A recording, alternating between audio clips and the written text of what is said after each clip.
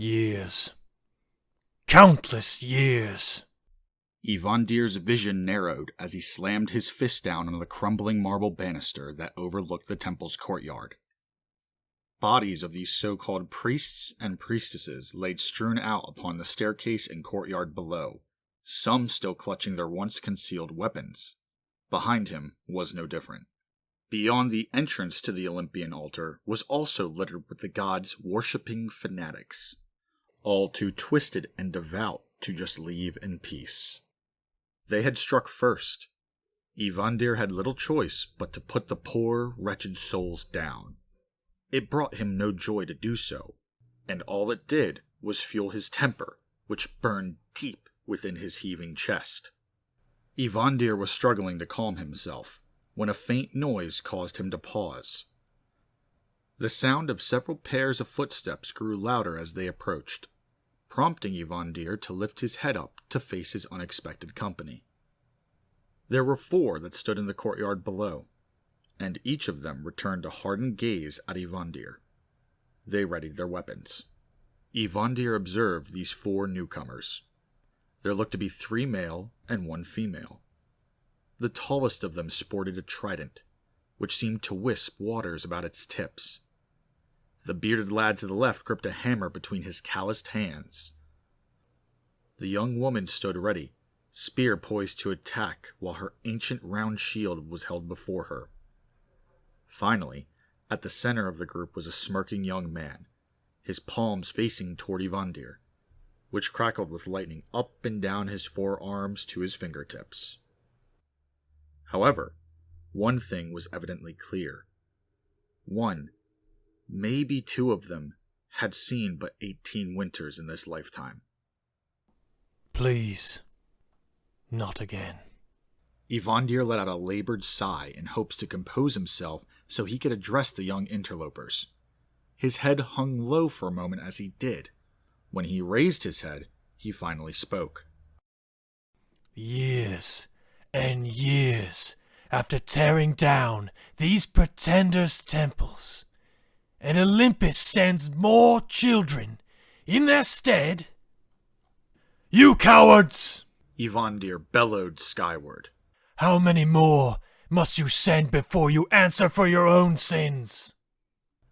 In one swift motion, almost invisible to the mortal eye, he drew his sword from his sheath and slashed a nearby pillar in anger. The sheer speed and force of his blade severed it in 2, causing the top half to fall below toward the group.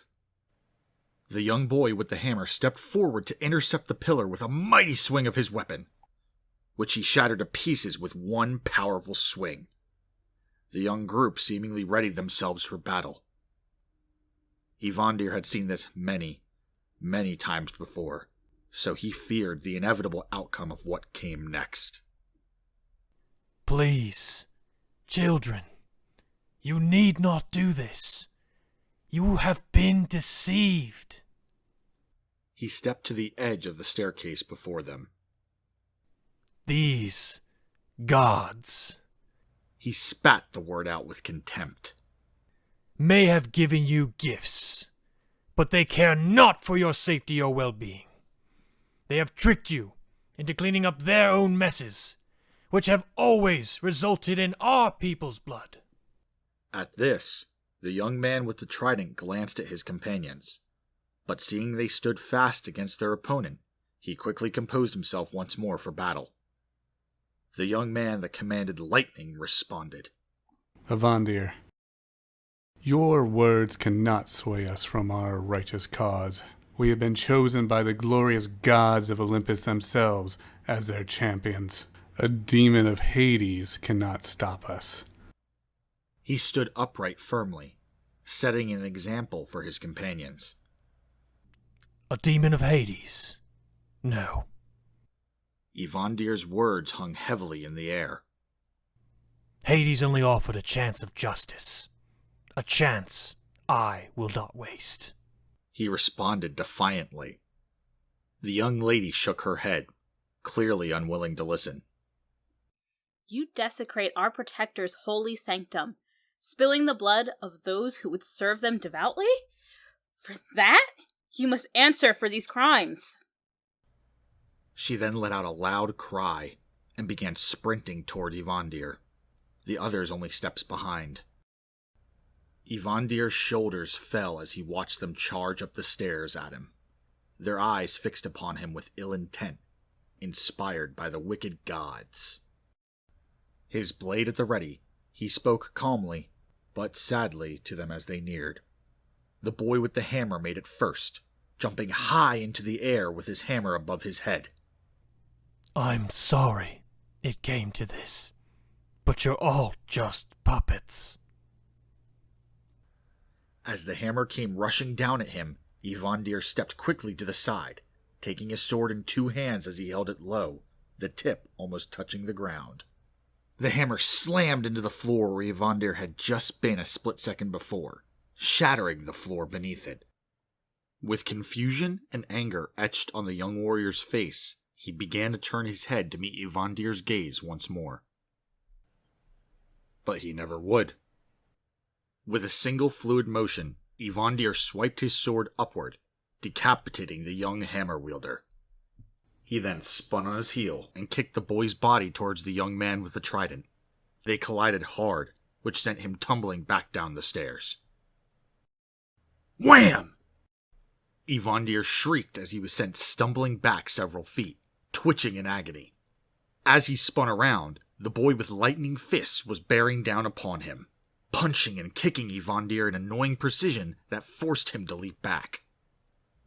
As he did, Ivandir realized it was a mistake, and quickly tried to contort his body just enough to dodge what was coming next. Simultaneously, the boy lunged at him, fists crackling with furious lightning, while the spear woman attacked from behind. She aimed to pin Ivandir between her shield and her companion's fist. Ivandir barely dodged the lad's strike, which slammed against his companion's shield, throwing them all back. He was thrown to the ground, bouncing hard off the floor and into a crumbling pillar. His sword was sent spinning from his grip. The boy was flung backward towards the staircase to the courtyard, and the girl back to the broken doors leading to the altar.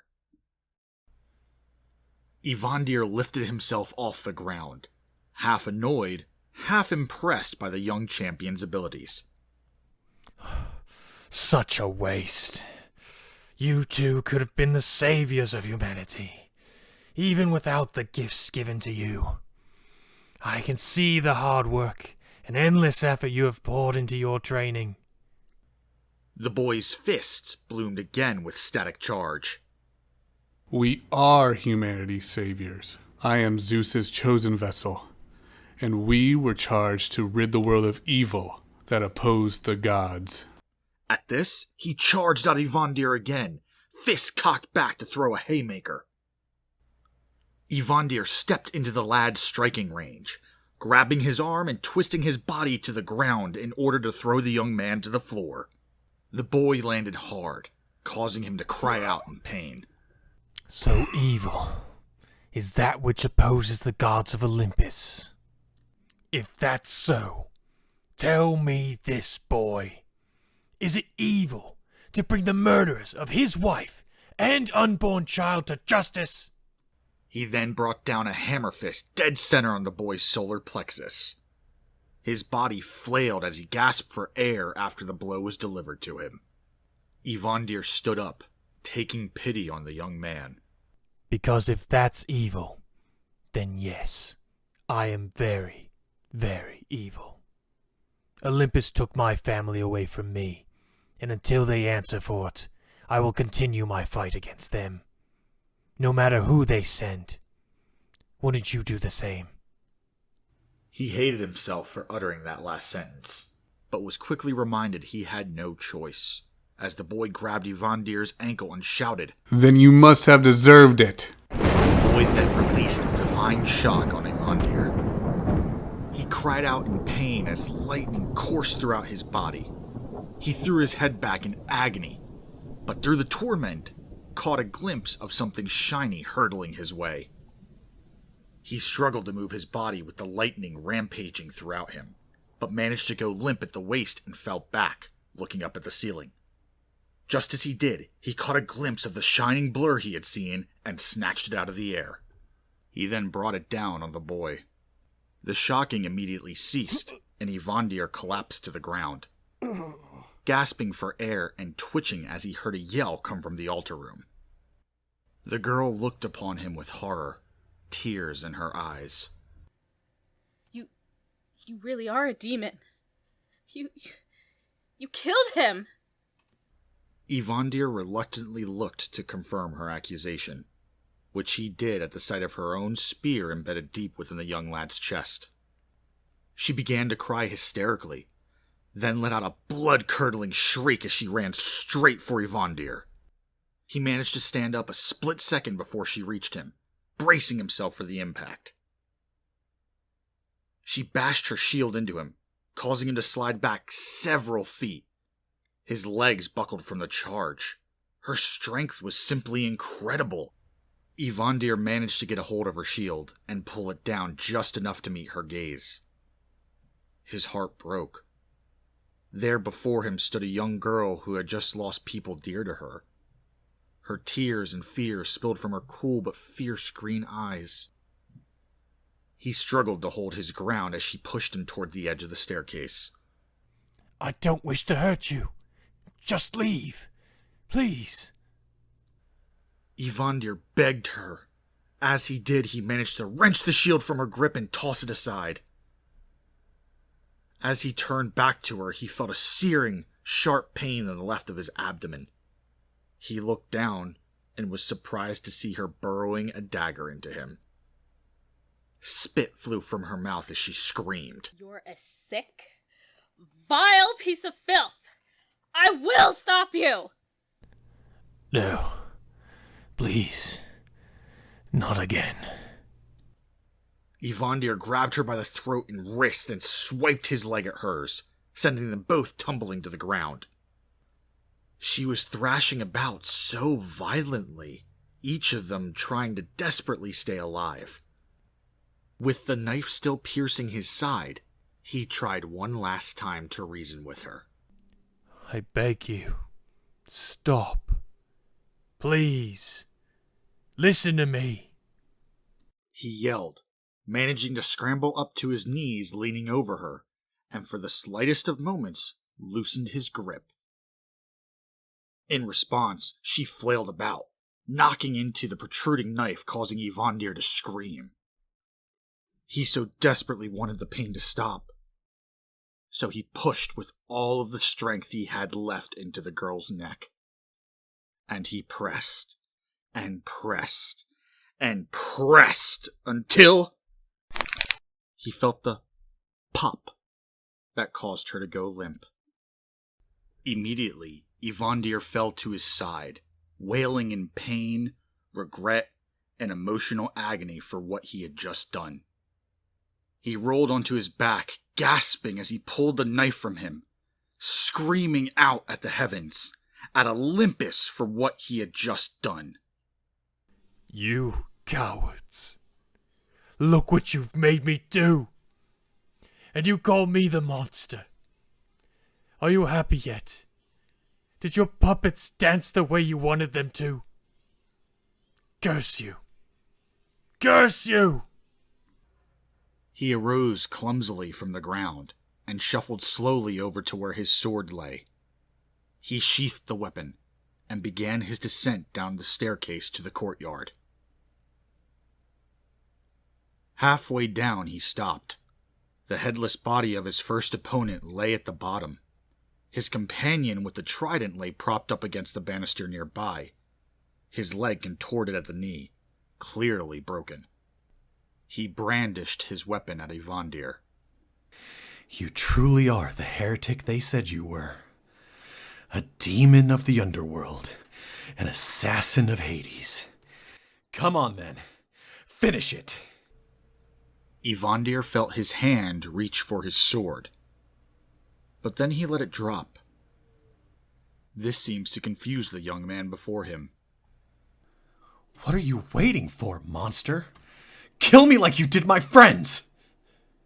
Ivandir winced at the remark and hung his head in shame. No. Enough blood has been spilt for the gods today. He carefully walked around the boy toward the temple's exit. As he reached it, the boy called out to him. If you don't kill me now, I'll never stop hunting you. Ivandir stopped and turned toward the boy.